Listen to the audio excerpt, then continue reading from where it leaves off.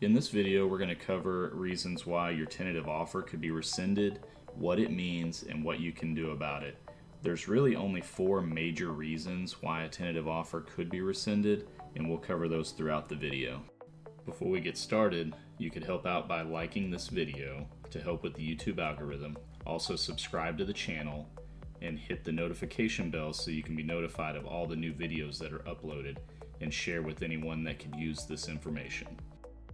As I mentioned, there's only about 4 major reasons why a tentative offer would be rescinded. The first one is that you didn't respond to the tentative offer timely. So what we like to do a lot of times is make the phone call first so that we can go over the details of the tentative offer to make sure you're at least interested before we send the letter.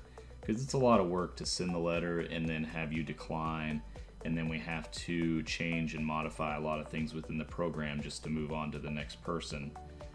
So if we're unable to contact you by phone or by email, we'll try multiple times over a day or two. If you're not able to be contacted, then a lot of times we'll just move on. Another thing is that if you get the letter and you don't respond timely to the letter, usually you get about 3 business days to accept. Sometimes what people will do is they'll try to negotiate before they accept the tentative offer, and that, if you don't accept the offer, as we've talked about in other videos, that allows them the opportunity to rescind. So if you are going to try to negotiate, you want to accept the tentative offer first and then try to negotiate. That kind of locks you in a little bit. If you need help with the entire hiring process from start to finish, check out our book, Federal Hiring Advice, Your Guide to Government Jobs, available on Amazon. The link to purchase is in the description below. The second reason would be that you either aren't responding to the pre-employment requirements or you're not completing them timely. So paperwork needs to be done. A lot of times people will say, this doesn't apply to me, but we really need you to complete it anyway. Physicals, if you're not showing up to your appointment, so if an appointment was scheduled and you missed it, or if you are delaying even scheduling a physical, things like that would cause you to possibly have your offer rescinded. So in these cases, what we would normally do is send a final email that says, complete this requirement by the end of by Friday, close of business, and then if you don't, then we'll rescind the offer. So we give some kind of notice. So it's not usually just out of the blue that your offer is rescinded. A third reason to have your tentative offer rescinded would be for failing a pre-employment requirement. So when you are given your tentative offer, there's going to be a list of all the pre-employment requirements that you have to get done before you can get your firm offer. So that's going to be your physical, your fingerprints, your background, your credentialing, drug screen, paperwork. You've got all kinds of things that you may need to get done as part of your job. And if you fail any one of those requirements, then that's when you will have your tentative offer rescinded, because those are minimum requirements for your job. The one exception would be the physical.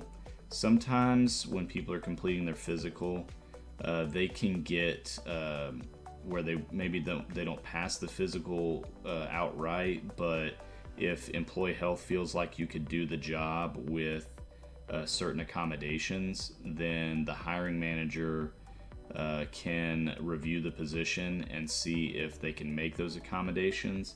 If they can, then you can still start, and they'll just make those accommodations. If you need, a different desk or keyboard, or if you can't, stand up or lift as much as needed, if they're able to work with that, then the hiring manager will still allow you to be able to work the position. But if it's a position that, is very strenuous and you have a lifting restriction, they probably won't be able to accommodate that. So that would be a reason to fail that physical. And then a fourth reason, which is really rare, is a loss of funding. The last time I can remember this happening was when there was a hiring freeze put on when Trump was first elected, and we were frozen to where we could do no federal hiring for a limited period of time. and we actually had to rescind several tentative offers and firm offers because of that freeze. But that's the only time I've ever seen that happen. Even under individual facility freezes, rescinding offers is really frowned upon. What they would do before they got to that point would just be to cancel active announcements that did not have selections made. But generally, once a selection's made, they try to work the budget around those. Some things to note are that in HR, we always work with the hiring manager before we take any action on rescinding a tentative offer. So even with these delays, or if you're not being responsive, or if you're not able to schedule a requirement because of a certain other obligation, we would relay that back to the hiring manager and let them make a decision on how long they want to wait. So if they say, I'm okay with it taking 4 weeks for someone to schedule a physical, then we'll wait 4 weeks. If we come back and say, the employee or the applicant can't get to their physical for 4 weeks, and the hiring manager says, no, we need them, to start now, we would relay that back to you, the applicant. If you're not able to do it sooner, then that's when we would rescind that offer. Also, when it comes to having your offer rescinded, you should be provided some kind of justification. It may be vague, so if it's for not being responsive, your letter may simply say offer was rescinded for not being responsive. If it's for failing a pre-employment requirement, it would say, offer was rescinded because you failed your physical. It won't tell you why you failed your physical or what about the physical you failed, but it will say that. Same thing with if it's the background investigation, it'll just say failed background investigation. It won't go into detail. The way that you can get a little bit more detail out of your offer being rescinded is if you contact the privacy officer and file a Freedom of Information Act request. This would allow the privacy officer to pull all the information from human resources, redact all the required information, and then present you with what actually happened in a format that we're able to release to you. So if you ever get into that situation, your offer was rescinded, and you don't know why, then you would need to contact that privacy officer and do a FOIA request. Now, just having your offer rescinded does not keep you from applying to other positions. So you can keep applying. If your offer is rescinded for one job, go ahead and just continue to apply. You can be selected. There's really no negative consequences of that.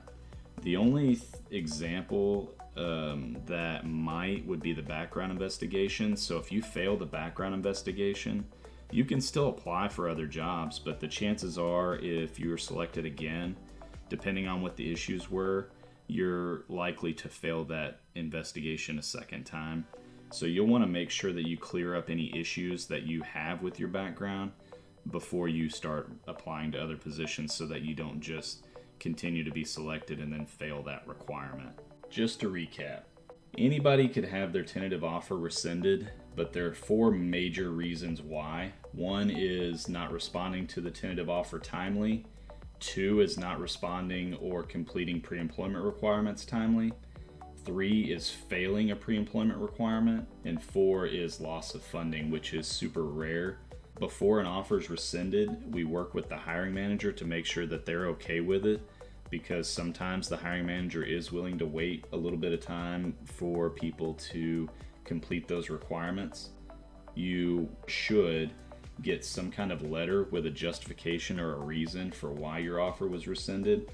It may still be vague, but you'll get something.